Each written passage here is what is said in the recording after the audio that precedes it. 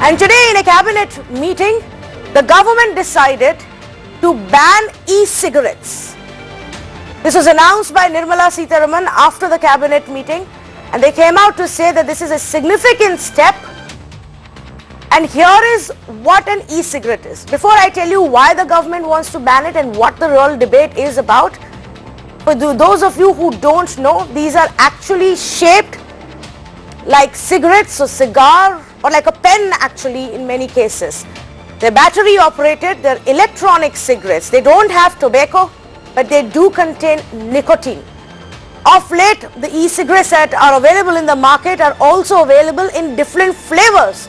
Just like you had the whole trend of hookahs across the country at one point of time in different flavors, now it's this e-cigarettes which have become a little bit of a trend, at least in your big cities, especially amongst youngsters. This device actually has a solution that turns into mist that is then inhaled by the user, and the amount of nicotine can actually vary from device to device or the setting that you have. So that's what essentially an e-cigarette is, and the government has now moved to ban e-cigarette, or what many call as vape, thereby the entire exercise of vaping. Now here is the government's case for why they have brought in this ban. The government says the WHO does not endorse e-cigarettes, that the World Health Organization says that e-cigarettes are not good for you, contrary to what many others would have heard, that it helps you quit smoking, that it's not so bad for your health. The WHO disagrees. Government says it can also be used to deliver psychoactive substances, that it is highly addictive in nature because obviously it still has nicotine. That's the addictive part even in a cigarette, and that it is essentially a threat to the country's tobacco control efforts. It is a hindrance, the government says, and there's a detailed press release over that. It is a hindrance in achieving sustainable development goals, and that in the interest of public health, as per Article 47 of the Constitution, Government of India has the right and has chosen to ban these e-cigarettes. There's a huge controversy going on, and of course one of the big questions that many are asking tonight is that if the government is concerned about the health of its people, why not ban cigarettes, ones that actually have tobacco and nicotine? So that's one question we'll ask our panelists. We'll also ask and try and understand what was the rush. Why did the government actually go through the ordinance route? This is not a law that the parliament is passing for now. This has actually been promulgated as an ordinance. What's the rush here? Why is the government in a hurry to bring about this ban? And like I said, the big question is, what about the fight against tobacco? What about the fight against cigarettes, the cancer-causing cigarettes? Prakash Javadekar was asked this question in this media interaction. Here is that excerpt. आपने report का हवाला दिया कि cigarette में health के जोखिम काफ़ी ज़्यादा होते हैं। यूएस गवर्नमेंट के तरफ से एक report national academy of science ने जारी की थी, जिसने कहा था ई सिगरेट में हेल्थ रिस्क होता है, लेकिन कन्वेंशनल सिगरेट के मुकाबले काफ़ी कम होता है। तो हम लोग कन्वेंशनल सिगरेट पे कोई एक्शन ना लें, सिर्फ ई सिगरेट पे, इसके पीछे क्या लॉजिक है? इसका उत्तर तो 2 दिन के बाद आने पर और विस्तार से आप हर्षवर्धन जी से चर्चा करेंगे, लेकिन जो एक नया एडिक्शन तैयार हो रहा है उसको समय पर ही प्रिवेंट करना, और सिगरेट का भी अभी जिस तरह से अवेयरनेस और कैंपेन बहुत इफेक्टिवली चल रहा है उसका भी एक परिणाम है। जैसे पब्लिक प्लेसेस में धीरे धीरे बंद होता गया, तो वो आज अनेक क्षेत्र ऐसे हो गए कि जहां सिगरेट नहीं होता है। Let's say good evening to our panelists and Cyril Alexander, State Convener, Tamil Nadu People's Forum for Tobacco Control, joins us this evening. Samrat Chowdhery, Director for Association of Vapers India, obviously not in support of this ban, joins us this evening. Dr. Professor Vishal Rao, member of the High Power Committee on Tobacco Control for the Government of Karnataka, also with us this evening. We'll also have Dr. Sajila Maini, President of the Tobacco Control Foundation of India, with us shortly. But let me go across to Samrat Chowdhery first and understand where he stands on this. Samrat, are e-cigarettes and, vapors as dangerous as cigarette? Why oppose a ban if it's becoming a form of addiction, especially amongst the youth? Well, see, first of all, they are significantly less harmful than. And other important thing is that they're primarily used by smokers to wean away from smoking. And that is why in countries, so 68 countries have regulated their use. And these are all advanced nations, all of EU, Canada, US, New Zealand, and many of them are seeing accelerated declines in smoking. UK, which is pro-vaping, now has the lowest recorded smoking rates. US also has the lowest recorded smoking rate. So, and there are 40 million vapers in a short span of time. Now that's a huge public health gain. These are the people we have been trying to wean off from smoking for a really long time. In India, for all the tobacco control efforts, the decline has been very marginal. It is 6% decline between 2010 and 17. At this rate, it will be decades before we eliminate tobacco. So let's look at more ways that smokers can quit, and vaping provides that alternative. And by banning this, the government is in effect denying 11 crore smokers in this country an option to wean off smoking. Okay, let me ask Dr. Professor Vishal Rao if he agrees, or do you back the government's decision, Dr. Rao?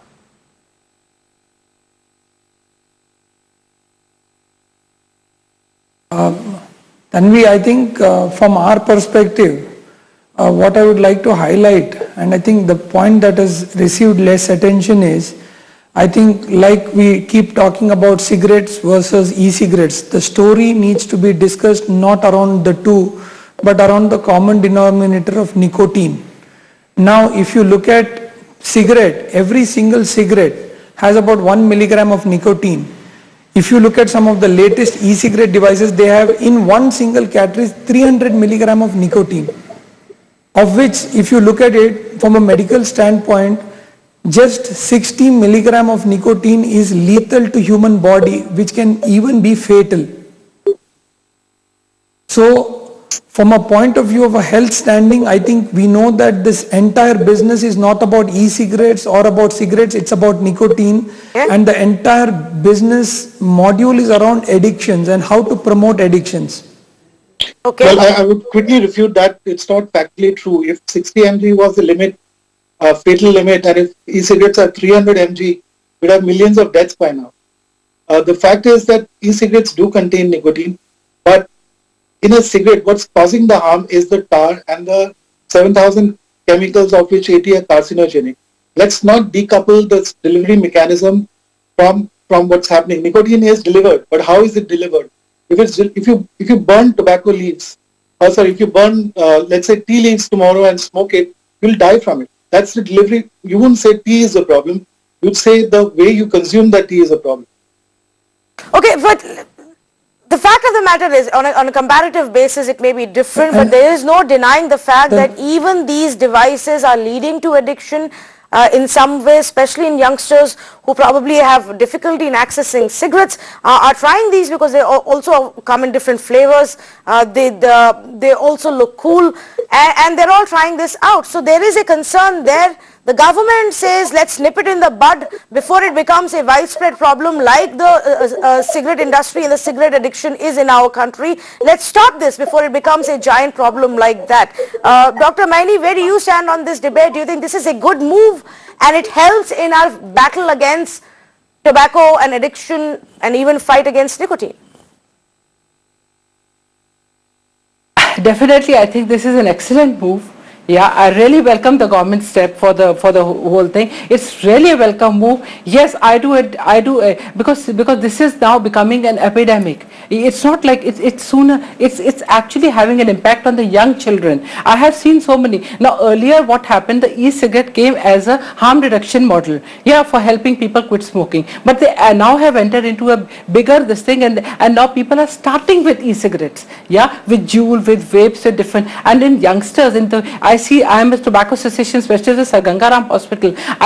Day in and day out, I see smokers, I see tobacco people, and now I am seeing a huge lot of youngsters who is coming in with the vaping problem. Yeah, and the students are from class 8th, class 9th and class 10th. If I ask them, have you started a cigarette and you've shifted over to the e-cigarette model, they said, no. Cigarette is for the older population, for the uncles. This is this for uncle and aunties, it's an old fashioned thing. Now the new fashion thing is the vape, the jewel, because the design is such design, it looks like a USB drive. You don't get caught, there's no smell of it, and people say that is this lesser harmful than a cigarette. No, it is not. We don't have ample research to prove this, but as far as I have seen in my patients, we have people who are consuming both the stuff, both the smoking and the vaping. They say this has a different high. The But Dr. nicotine Maini, pod that is given that's a different high. and the okay, let me concentration ask of you this, nicotine- Dr. Maini, Yeah, because there are many who are asking tonight, Definitely. where is the research? Where is the data? How widespread is it? And what is its impact, on health? The government hasn't given us anything. So do we have any Cigarette- substantive data available? Yeah, definitely. We have Yeah, data Can I available. add to that? But One- yes, Can One I add minute, to please, that? one at a time. There Dr. are Maini very first. good Let me just complete, publications. sir. Let me just complete. Yes. Dr. Maini first, Let yeah. me just complete. Samrat, Let I'll me come just to you. complete. Cigarette, yeah, vape or e-cigarette is a new phenomena. It's a recent phenomena. Yeah. Anything, any particular stuff to have its impact will take at least 5 or 10 years down the line. With Yeah. cigarettes also, the cigarette started in, the research in cigarettes started after 50 years. Then we got to know that smoking is causing lung cancer. What I have seen, what I have seen in this thing, we have so many patients coming, it has an impact on the brain, on the cognitive functioning of the brain, on the lungs, on the cardiovascular systems, on the entire, it leads to a severe addiction so much that the child starts stealing. What is more important, let me tell you, a person starts smoking at the age of 18 to If you 22. look at- If he doesn't start at that age, he will not become a smoker. He will not start smoking. And now the youngsters are actually entering, they have started. So let me new take that market. point. The Let me take that complete point. with I regard take to your point. evidence. That is why First- they have around 7,000. They have around 7,000 flavors in it, and 400. Stop the flavors. More than 500, close to 500 brands in it. Stop It's a the big flavors. industry. That And is people something don't that can quit, definitely be done. Stop the sale of these devices to minors. Why are they being sold to minors to begin with any which ways? Regulated, just like you regulate your cigarettes, is the argument from the other side. But let me bring in Cyril Alexander as well. Cyril, here is the other point. If youngsters are actually Have we been able- choosing this, 1 minute, Dr. Na, if youngsters are actually preferring e-cigarettes or, vapors over actual cigarettes, which has tobacco and nicotine both, then is that really a bad thing? At least they are not trying something which is definitely more dangerous. See, the tobacco industry is targeting the children, and then they're using the new technology. So the technology has to be used for good purposes, but here the technology is used for a bad thing. So tobacco industry is coming with a new product, and then it's attracted by the children. So easily they are attracted, and then they are using the e-cigarettes, and then all the schools, if you are going to the school, the children are having this e-cigarettes, and then they are introducing this e-cigarette to their peer group members, their friends, and then it's spreading like anything. So this is the correct time, the banning, the e-cigarette ban is coming here. Okay. So really we have to appreciate the government, especially banning the product. It's not regulating the product, it's banning the product. But the tobacco industry always compare with the conventional cigarette and e-cigarette. Here we are talking about the e-cigarette, not the conventional cigarette. Okay. And then the tobacco product has to be banned. Complete ban is our aim. But At yeah, the same correct. time, this is the next. This is the first So, step. and so then this is I would agree with we will you. move Now, to the if next health level. is a concern for our government, and if the government is concerned about the health of youngsters and addiction and the harmful effects of tobacco, ban cigarettes. Which government can show us the commitment to actually do that, to actually take on the entire tobacco industry and the tobacco lobby and say, no, cigarettes are harmful, let's just ban those. Samrat, obviously you have a lot of points to make in response to what our panelists have said. Go ahead, please. So I'll start with the tobacco industry argument. Well, look at the stocks today. Today, after the ban announcement, RTC stock went up by 1.5%. GPI stock went up by 3.5 or 5.3%. Now, if tobacco industry was losing from this, why are the stocks going up? Second point, if tobacco industry is the problem, then why does the government still own 28% of ITC? So, I mean, let's not make that argument that it's helping the tobacco industry. The fact is that vaping, wherever it's been allowed, has accelerated the decline of smoking. Well, smoking has been declining for 2 decades, but in the last few years, the decline has been accelerated. It was about 8% fall in cigarette sales in US alone last year. Now, that's a significant public health gain. So that tobacco industry Sir, argument for doesn't make sense. there's a shift Let me quickly address this whole thing Sir, about let me just complete his point, sir. One minute, Dr. Mani, Dr. Mani, 1 minute. Let him finish his My turn to points. speak. He I did not let him intervene. finish his point. He heard out everybody, and then I'll come back to you. Go ahead, Samrat. See, this whole debate about teen. So we have left science behind. We are not even talking about empirical evidence. We are focusing the whole debate on teen. Now, all of them have given personal examples. Where is the data? First of all, let's look at countries which have allowed vape. In UK, so we have this news of teen epidemic or something in the US, but why don't we have it in any other country?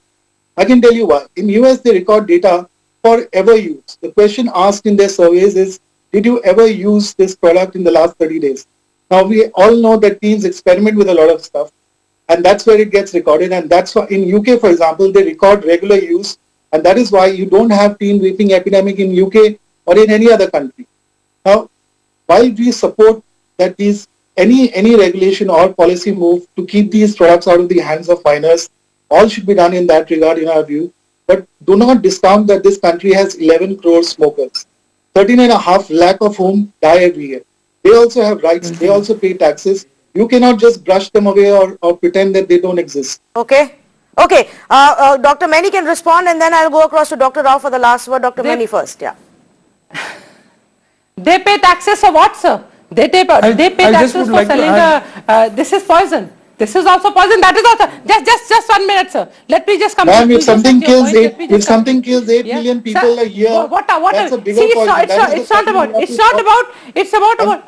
We are not. I hope you understand what harm reduction means. Cigarette sale has not come down. If you listen. See, there is no harm reduction. Please, sir.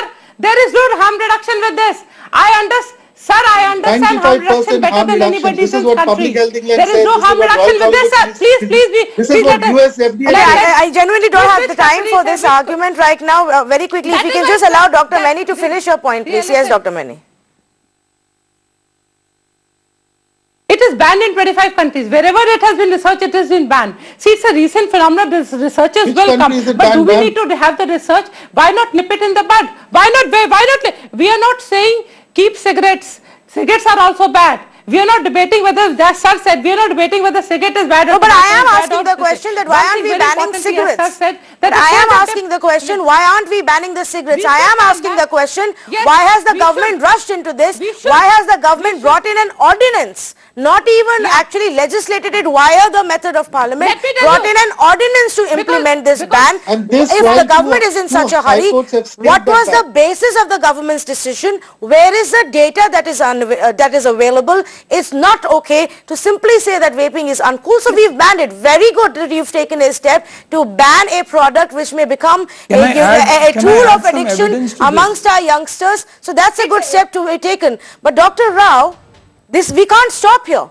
The government needs to take on the bigger problem, which is the tobacco industry, which is cigarette smoking, which is very prevalent even amongst youngsters, 13-year-olds, 14-year-olds, BDs. I must tell you, so I just would like to add one point on evidence, since we are all talking on evidence. There are very, very good publications from the most reputed journals like the Lancet, which have shown that with e-cigarettes, it does not help to quit. I think what the audience need to know is, please do not go with the wrong message that because e-cigarettes are banned, you can't quit cigarette. The first truth is that e-cigarettes does not help quit tobacco, but e-cigarettes have known to start people using tobacco also because of the new addiction. So the the pride that it is smoking has declined and e-cigarettes is rising is just shifting one epidemic to another and feeling proud, but businesses have changed hands. It is not the health. Okay, fair enough. Actually, that's a good point to wrap up this debate, and I'm going to thank all of our panelists on that note, that at the end of the day, if the cause of concern is your and my health, then it doesn't matter. It's not a comparison between e-cigarettes versus genuine cigarettes. It has to be a policy which is an overarching policy to fight this entire menace. Firstly, keep it away from children. Have better regulations in place. Crack down better on those who are selling these products to minors in schools. Just to say because an e-cigarette looks like a pen and so children can get away is not enough. Secondly, let's properly research. Provide us the data. What's the impact? What's the harmful effects? How widespread is it? Is it as widespread as the use and consumption of BDs and cigarettes in our country? Is it as dangerous and fatal as consumption and smoking of cigarettes and BDs in our country? Or is it just easy for the government to target one side, which they should, and not look at the other end? Something to think about. For now, of course, e-cigarettes have been banned in our country. Thank you so much for joining us on debate number 2.